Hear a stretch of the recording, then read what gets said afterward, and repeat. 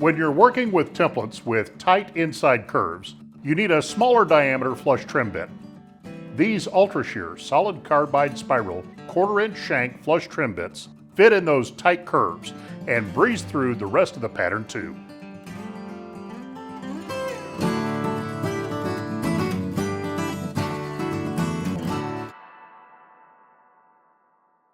The spiral design slices your material at a shear angle, minimizing tear out and cutting out almost all sanding. The twin bearings are held very close to the cutter, giving you a large contact area and allowing you to use a wide variety of template thicknesses and materials. We make them in both upcut and downcut grinds. Upcut is your best choice in solid wood. Downcut bits eliminate chipping on delicate veneered plywood and work perfectly with laminates. And the 1/4-inch shank allows you to use smaller, lighter routers when trimming laminates.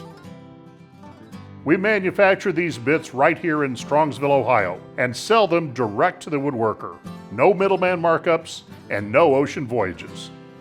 Ultra-Shear 1/4-inch solid carbide spiral flush trim bits, cutting right into every tight corner every time.